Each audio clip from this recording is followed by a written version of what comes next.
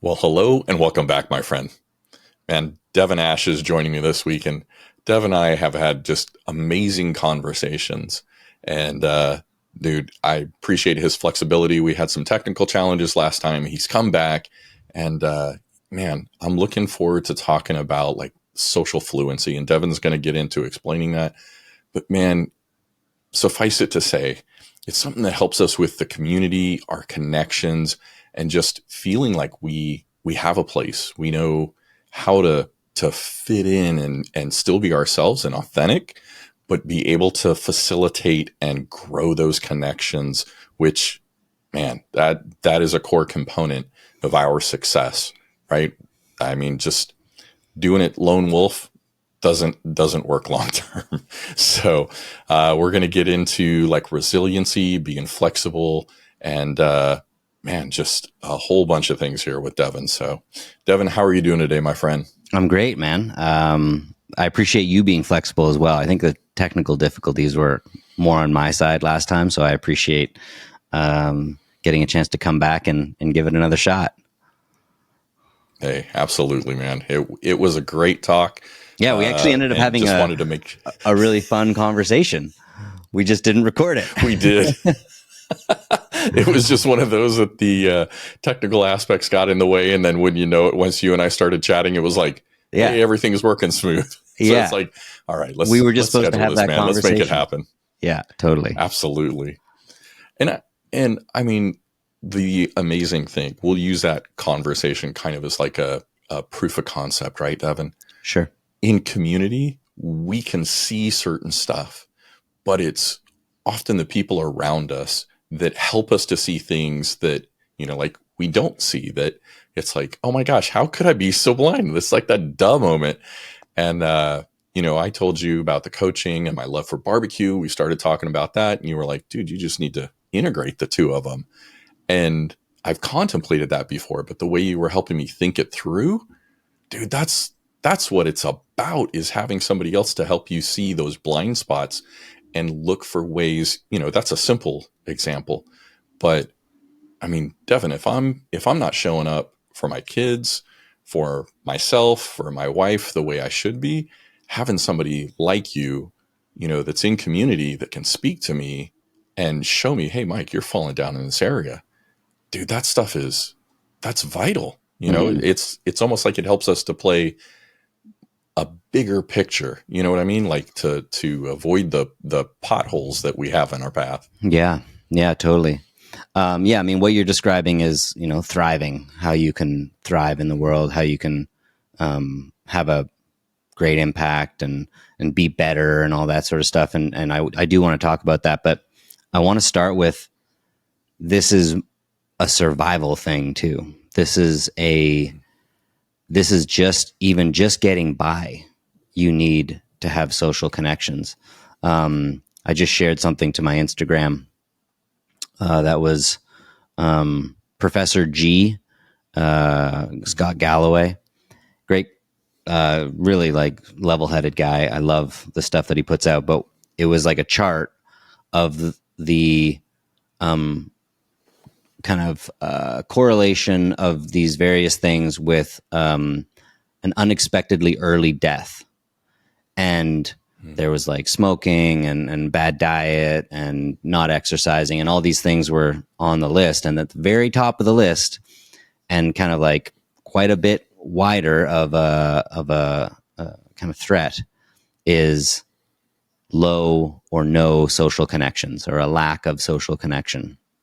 So it's literally correlated to our survival, how long we live, and obviously how well we live. Just surviving, that's important. You want to live a long time and get to enjoy this lifetime as much as you can. But doing it with people that you love, doing it with a partner that you're over the moon about, doing it with a group of friends who respect you and make a lot of time for you, doing it with a community of people that have your back. That to me is the essence of what it is to be a human.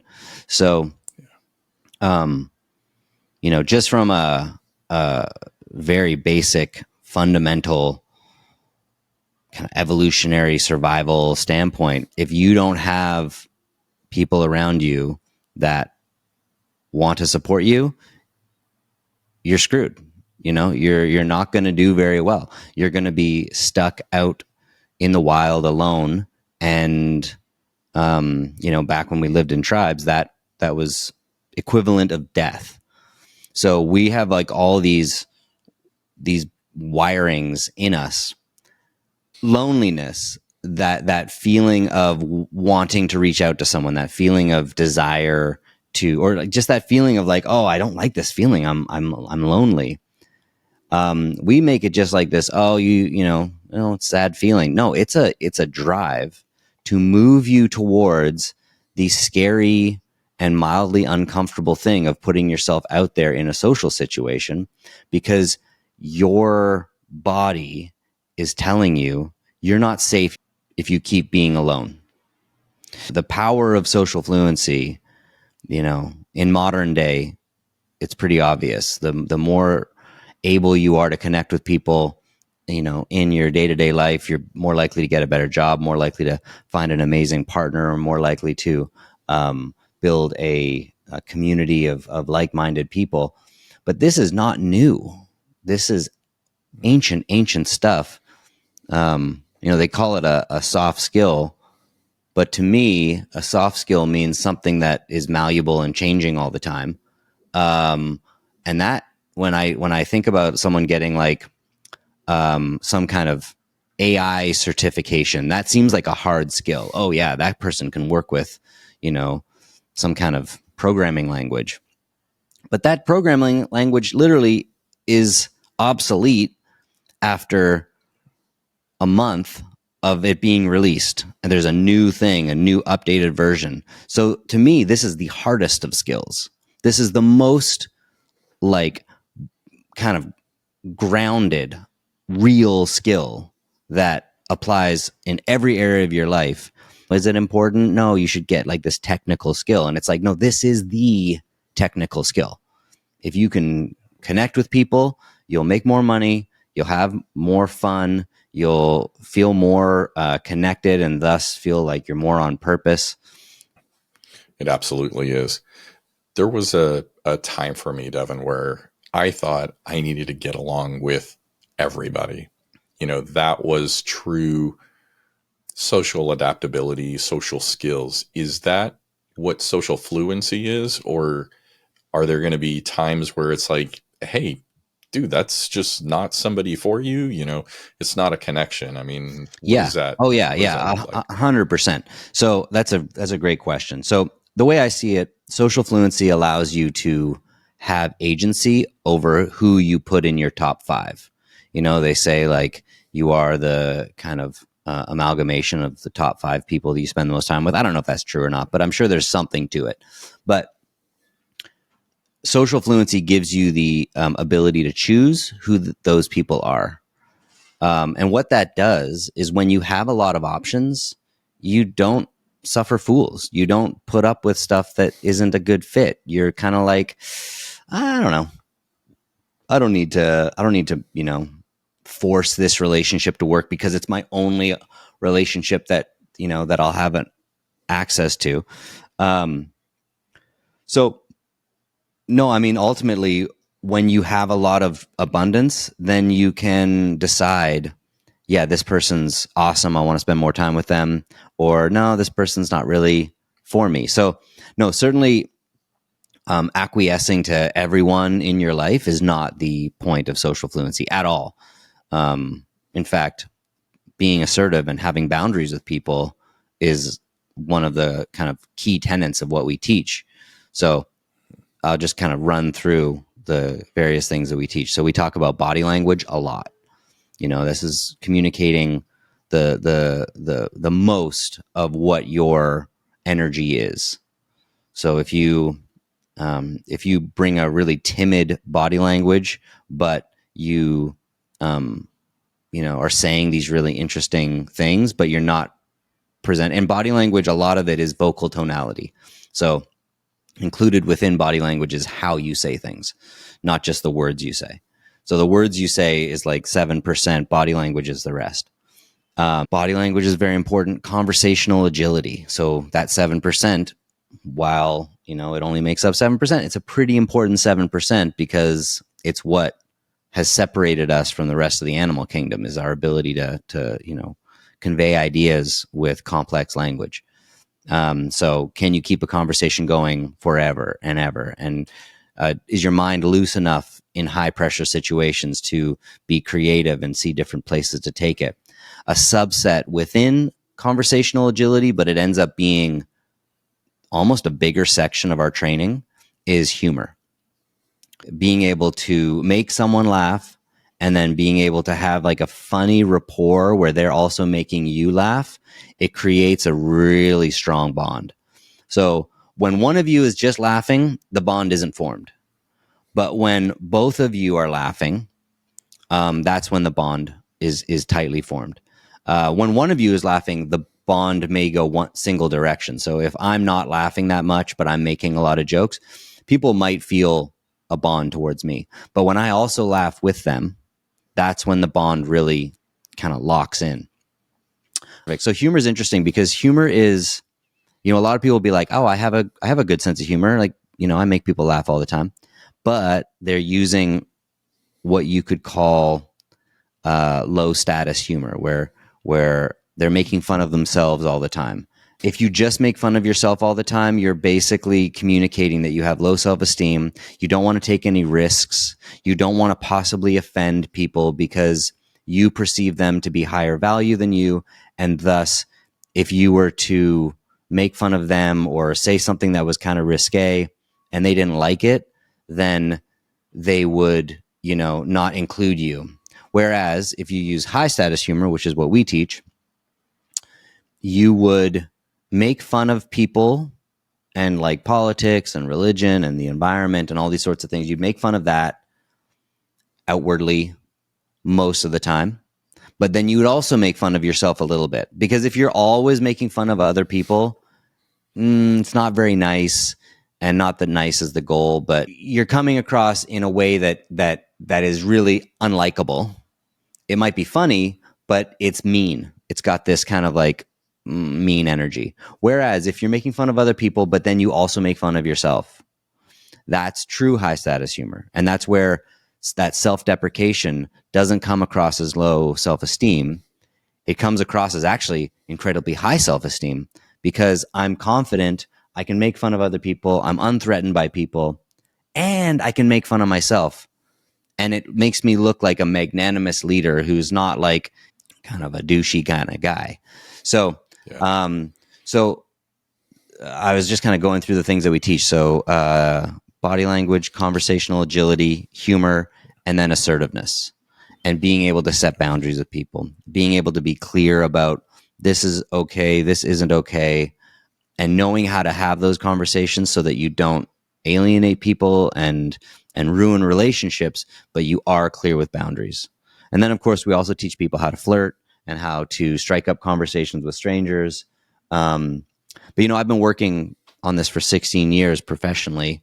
And about 13 or 14 years ago, I taught this at Google and Apple and YouTube and teaching corporate training stuff. So I do a little bit of corporate training still. And that area is really interesting to me. And basically, we just take out the flirting. That's all. We just remove that, but then all the other stuff still applies. Dude, before you started talking about the humor aspect, I was going to bring up the part of Devon, man, when I was struggling with like the fear, the anxiety, the self-worth, it was self-deprecating humor. That was all I practiced. Interesting. But here was the logic, and this was subconscious. The logic was, if I picked on myself, I took the power away from you putting me down. And so it was almost like a safety thing, like a power play. But at that point, dude, yeah, it was, I was doing it to look for acceptance and then also pull the power away from being made fun of, right? If I made fun of myself, you couldn't make fun of me. That Yeah. was the skewed logic, Yeah. dude. I love that you're aware of that. That's the reason that people do it. They're like, well, if I make fun of myself, you don't have to, so you won't. The problem is it still has the same effect of someone else making fun of you. In fact, it's worse because Yes. it communicates to everyone your true beliefs, but also there's a concept called self-signaling. And self-signaling is like how you treat yourself. You start having stories about life and you and where you fit. And so in that scenario, you're self-signaling that you don't deserve respect and you don't deserve to be honored and all these sorts of things that are going on. So I appreciate you sharing that. It's not like a flip you can just, change on the spot. It's a thing you have to shift over time. Full. Yeah. I mean, dude, to be 100% honest, it's still something like if I get to a position of being in a funk, right? If I'm having something that's stressful, I have to look at things and consciously go, hey, am I going back into what was, practiced for so many years and just comes almost as like, this rote process, this ingrained behavior, kind of just acting things out. And it's like, whoa, put the brakes on. Mm, And I'm aware enough to go, wait a minute. Okay, let's assess things. Let's look at what's going on. Where am I at? How am I feeling? What am I doing? mm, And so I can catch it and I can back myself out. But dude, it took a while because that was just how I found connection yeah. and tried to gain acceptance. Like if we were in a crowd of like 8 people, I'm looking for who's got the strongest personality, who's the leader of the pack, so to speak, working to win their acceptance so that then I thought I would be accepted by everybody else. If you, Devon, said, hey, I'm like the strongest personality here, then everybody else and you accept me, then everybody else has to accept me. But the problem was I wasn't accepting myself. Mm-hmm. And so once I left that circle, I was back to that empty spot and going, okay, where's my next fix Yeah, going to be? exactly. Where who's validating me Exactly. next? Where can I grasp onto to make myself feel okay? Yeah, man. I mean, again, I appreciate your vulnerability. I don't think that's an uncommon practice. I think we all do that to a certain degree. It doesn't serve us equally. All of us are kind of screwing ourselves over when we take that path. So, kudos for becoming aware of it and making that shift. I mean, the trick is, in those environments, if you can show up not as someone who needs to be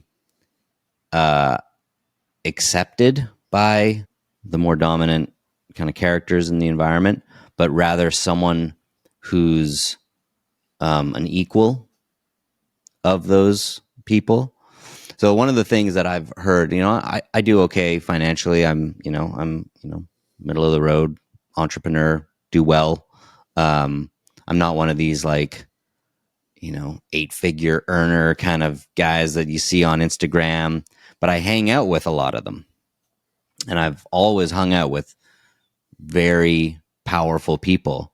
And one of my friends years and years ago, probably like 10, 12 years ago, was like, he's like, you hang out with all these millionaires and they treat you like a peer plus. Like there's some kind of way that you show up that and I was like, yeah, of course, because money is new. Value is old, money is new. And so when you are able to bring value in different ways, and again, that comes back down to, can you stay calm when you feel a little nervous? Can you present yourself in a way that people get it and then they feel like drawn to you? Then how much money you have in your bank account. Yeah, there's something to that. Like you do want to be, again, bringing value in the world, and that value is kind of translates into financial means, but there's this other value, which is just this feeling of connection. When you can make someone feel seen, when you can laugh with them, when you can connect with them, they automatically feel curious about you, and they want to invest in you and want to spend time with you. Yeah. When you're bringing value and you are a person of value, it's a different dynamic and a different conversation. Rather than looking for, hey, what can I get out of this person? And then, like we talked about, the self-deprecating aspect where you're coming, not feeling like you belong. Yeah. When you're just like, hey, I'm here and I'm here to be present, to help. I know I have value. That's a different presence altogether. Totally. I do want to jump back. Like, we haven't gotten into your story on this part. Sure. And it's like, I want to jump back because how you got here, this was kind of almost like a natural skill that you picked up, but then you've honed it to where it can be something that's like a skill. I know we talked about soft skill, but a skill that we can pick up and hone, right? It's not just, hey, I read this book, I picked up the skill, boom, I'm done. It's an ongoing process, and sure is. having those key aspects to it. So, dude, you were like all through high school, and you were moving every year, and so that's got to create like its own issues as far as, hey, I created these relationships, I created friends, now I'm gone. Now I've got to repeat this process, and you're doing it time after time after time after time, to where it's like, dude, I just want to settle down. I mean, where, like, as you look back and you're graduating high school or finishing it up, like, where were you at kind of perspective of seeing yourself and then relationships, the value of relationships, or were they valuable at that point? That's a good question. And that last part is interesting too, because I was so good at making new friends. I did have a tendency to like really embrace the love the one you're with sort of mentality.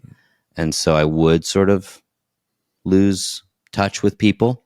As I've gotten older, I've started to really appreciate the value of long lasting friendships. So I've rekindled relationships with old friends from back then, and make a point to maintain those. But yeah, growing up, moved around a lot. Each year, fresh start, fresh school, Canada, the US, and Europe. The only school I went to for 2 years was my last 2 years of high school. So my junior and my senior year were in Las Vegas. The year before that, I was at Columbine High School. And then the year before that, I was in the UK. I was bouncing around, and I became a natural. I became someone who could just naturally connect with people, build relationships, but I didn't know what I was doing. I was just doing it. I'm going off to university, and I'm trying to figure out, like, what's the thing that I do. I never, was like, oh, I want to be a scientist, or I want to be a doctor, or I want to be a engineer. I never had any of that. It was always just people. So I went off and I studied marketing and I studied communication.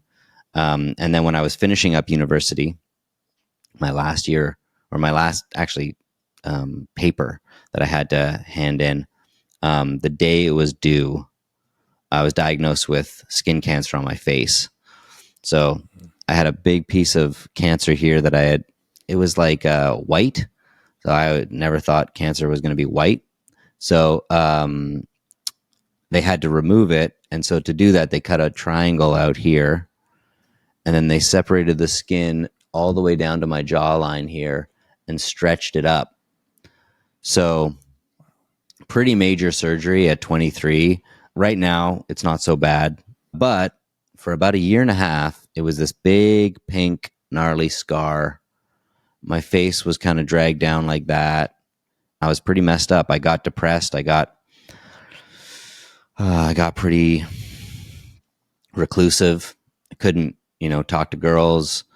I couldn't make new friends effectively. So I kind of leaned on my old friends, which I was fortunate to have a lot of. and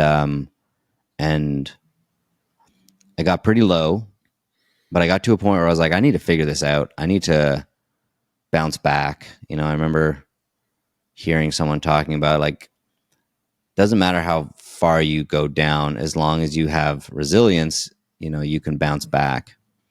And so I started reading books on psychology, on social dynamics, on seduction, on cognitive behavior therapy, and I started seeing that there were patterns that I was doing before and getting great results. So I was like, oh, okay, well, maybe I should just try to reintegrate some of the things that they don't feel as natural now, because before I was doing it as a natural, just whatever felt right. They felt unnatural because I was so anxious and so nervous, but I started doing it, and then I started getting good results again. And I was like, oh, I can just start behaving in the way that maybe feels unnatural, but actually I know it's the natural way that I used to do it. And I can get great results. And so I started doing it, and then I started sharing it. And then I worked with my best friend, and we brought it into formation as social fluency. And we created the methodology that we share. The essence of it is understanding that the way you present yourself is creating a picture in the minds of other people, and also creating a picture in your own mind. So that's the kind of self-signaling that I talked about. And you can change your behaviors, and then you'll get new feedback from your environment, and then that new feedback will change your beliefs. So a lot of people do therapy and they just talk to someone, and they're hoping that if they change their beliefs, that their life will change. And our attitude is that we do some work around beliefs and working on your self-perception, but our main goal is change your behaviors, and then your beliefs will change. And then that will reinforce those behaviors to feel natural. So it's kind of a different route that a lot of coaches and a lot of people take. We're not about talking your stuff out. We're more about going out and having interactions and having new reactions from people, and then letting those reactions that you may have never gotten before start to integrate and become more of who you are. So what I hear you tell me is, if I go and eat donuts and see myself as slim, it's not going to work. I have to go to the gym and work out, and I can still envision myself, but they go hand in hand. I have to put in the work with the thought, but also with the action. Yeah. Right? Yeah, exactly. Okay. Exactly. And have a donut. Treat yourself every once in a while. I actually, I kind of jokingly, so I work with a lot of single guys, and I jokingly say, like, don't just do online dating. Don't expect to meet your wife online dating, but treat it like McDonald's. Treat it like fast food. Every once in a while, treat yourself. Have a little nibble. It's fine. But if your diet consists of donuts, as you say, or just fast food in general, then you're not getting all your nutrients. You're not kind of giving your body what it needs to be effective and to thrive. So treat yourself, give yourself a break. I'm definitely not one of those, super alpha type coaches where it's like, you got to go hard all the time. That's not I honestly, I don't think that's good for most people. There's like a couple of guys out there that, are doing it for the rest of us and making us feel like weaklings. But I think what really works is having support and having a plan, and working, kind of chipping away at that plan a little bit, but taking days off. And one of the things that I get guys to do is strike up conversations with people that they feel kind of intimidated by. And we tell our students, don't do it every day necessarily, but do it 4 times a week and do it 3 times each of those days. You know what I mean? So like 4 days a week, you go out and you strike up conversations with people. And on those days, you do 3 each day, because the first one always sucks. The first approach, we don't really like to think of it as approaching. We think of it more as like engaging. So you're just engaging with people and see where it goes. But the first one always feels a little nervous. Second one might be a little bit better. Third one feels quite good. And then once you do that, you're done. You don't have to do more, but you're kind of already over the tipping point. And now if you keep going and trying, you'll probably start getting really good results. So that's generally what we say, 4 times a week. And when you go out to meet people, 3 times each of those days. Gotcha. So when you meet somebody like I was talking about, who I was before, Devon, self-deprecating humor, low self-worth, how do you have somebody begin engaging to where it's like, okay, Devon, I don't want to be assertive in like a negative way, right? That just can be off-putting if I go to the extreme. But like, how do you begin to learn, hey, this is healthy humor. This is that high level humor you talked about. And this is how I can present myself and show up in ways that I'm unfamiliar with. How do you begin making that transition from, unhealthy, low self-worth to confident, genuine? It takes time. And I think that's one of the things that, it's kind of one of the reasons that I end up, people decide not to work with me, is because they might want like instant results, what they think, what the internet keeps telling them is possible. I can get pretty fast results being like a month. I can start to see results for someone. So slow is the first thing. It takes time. Don't rush this process. And also know, and I think you alluded to this earlier in the conversation, it's a lifelong process. I'm still working on it. You're still working on it. It's just like, if we're not making ourselves a lifelong project, what are we doing? Like, the only time I'm going to be done growing is when I'm dead, as far as I'm concerned. So I'll kind of give you a breakdown of like week 1. So it's a 5-month training. Week 1, it's like, assess your home. Assess your living situation, assess your clothing, assess your friend circle, assess your relationship dynamics with, your family, like just kind of like a lot of like just taking stock of yourself. Then we talk about status and understanding how status works. And it's a triggering topic for some people, but it's important that you understand it, because it is part of the ecosystem that we all live in, and all animals live in it.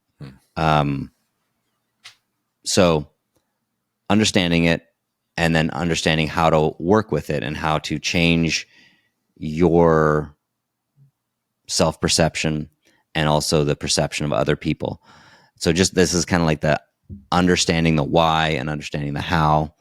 And then we get into like the kind of nuts and bolts in future trainings. So week 1, first steps as far as like homework, which, every week is going to have different homework. But week 1, it's like, no one loves this part, but it's like, take a cold shower. Uncomfortable. I'll cold plunge, man. I'll cold plunge over the cold shower. Oh, me too. That's funny. I have a cold plunge on my patio, and I much prefer the cold plunge over cold showering. Cold showering is intense. But most people don't have access to the cold plunge. I guess you could fill up your bathtub. That would work. But you're taking a shower, and then the last 30 seconds, you just blast cold water. And the idea of it, we over the course of the training, we work people up to like a 3-minute cold shower. But the idea of it initially is just like, get uncomfortable and survive. Get uncomfortable and survive, and realize that it's not so bad. And when you do that, especially first thing in the morning, the rest of your day just feels a little easier. And so the next piece of homework that they're going to be doing is maintaining eye contact. And so this is all week 1 still, but maintaining eye contact with someone until they look away. So holding eye contact with someone until that person looks away. And they're going to do that every morning. Another thing they're going to do every morning is they're going to say hello to the first woman that they see. So this is when I work with guys. We also work with women, and they have different homework assignments from my female coach. But when I'm working with guys, just say hi to the first woman you see. Doesn't have to be someone that you're super intimidated by. It can be a little old lady, and you can just make her morning and say, hey, good morning. And that's it. So you're breaking your own personal comfort with the cold shower. You're putting yourself out into the world with a hello and with the eye contact. And so that's week 1. And then week 2, it gets a little bit harder. And week 3, it gets a little bit harder. And week 4, it gets a little bit harder. And, if I was to show someone the homework that they're going to get in week 8, they'd be like, oh God, no, there's no way I'm going to do that. But when you scale up towards it, it's not so bad. And week 20, you're doing stuff that you would have been like, there's no possible way I'm going to do this. But because we take a slow and steady approach, and we, reward ourselves throughout the process with, small wins and celebrations, by the time you get there, it feels easy because it's just the logical next step. So slow, steady, and with a lot of rewards throughout is the answer to, how do we get there? I love that you are making it so it's like, face the discomfort, don't run from it. Yeah. Because this was something like that I was doing. I didn't realize it, but I was doing it, and I see it in my clients as well, where it's like, you will avoid discomfort and like totally lean into comfort. And when given 2 choices, it's like, which one's the least uncomfortable? It's just like this hurdle to get through that builds that confidence and says, no, you are more than what you believe. And so the first thing where it's like, you're talking about 30 seconds under the water, man, you get in there in those first 5 seconds, you're just like, nope, deuces, later, I'm gone. But as you get that 30 seconds, it's like, well, how long can I go? Yeah. What else can I do? And I love that you're building blocks upon blocks upon blocks to going back to the gym, man. You're building up endurance and strength. You're pushing those internal muscles that hadn't been activated before. Yeah. And just really giving them the strength to continue. Cause that journey, man, you talked about it earlier. It's a lifelong transformation, man. Those muscles need to be exercised. Yeah. And here's the thing is, all of our muscles over the last 4 years have atrophied, to a certain degree. And we all need to get back kind of warmed up into the social realm. Yeah. Because, even me who, I've dedicated my life to this, I felt quite socially awkward getting back out into the world. So we all need this. We all need to work this muscle. It's like, it's truly, if you don't use it, you lose it. And just like a muscle, it's not something that you do instantly. Or you look like one of those, dudes on Instagram who's like put saline into their muscle groups, and they look ridiculous. I don't know if you've seen these guys, but they're just like fake muscle guys. And you don't want a quick pump like that. You want something that is healthy and builds up over time. And that's the kind of essence of social fluency is you build up these social skills over time, and your communication just gets dialed in little bit, gets better and better. Well, and the amazing thing about it, Devin, is it's like it's one decision away. Whether it's, hey, I'm just starting out, and hey, I'm figuring out who I am and what I'm doing, and taking that self assessment. Right, I'm beginning to do uncomfortable things. Whether that's where you're at, or like you're talking about, hey man, I've done this for years and years. I'm out of practice. The important thing is making a decision to jump in there and start again. And it's almost like jumping on a bike. Hey man, it could have been a decade since I was on a bike. Okay, I may wobble, but I'm still capable of pushing those pedals and moving down the street and having that momentum and building it up and it becoming more natural. Yeah, So that's a great metaphor. I love the fact that it's right there available to us. It's just a decision that we need to make to begin taking the action and moving in that direction. Yeah, to bring totally. about the change in our life. So totally. Well, dude, Devin, I love the fact that it's like you have taken us from, don't do this alone. Don't look to try and avoid the discomfort, step into it.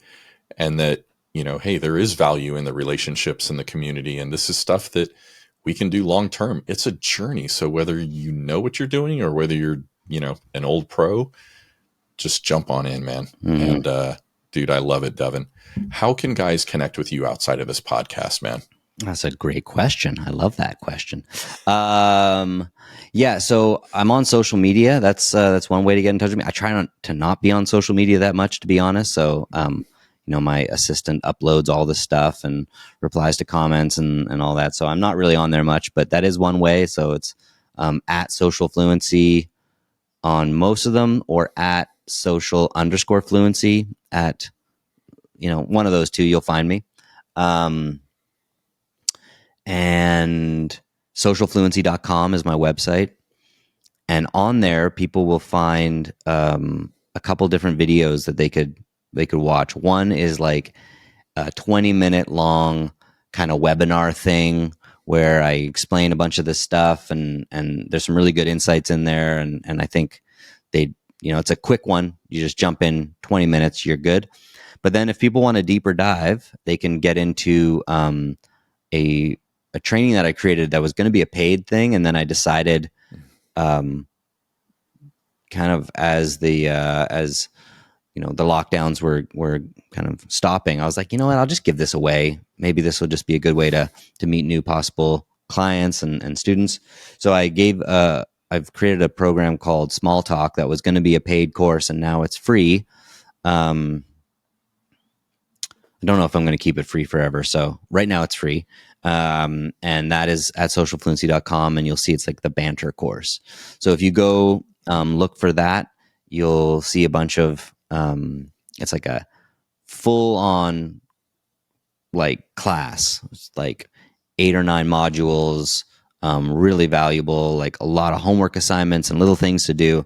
And that's like a great way for people to get a better idea of what I teach. So that would be socialfluency.com. That's the place to find more stuff.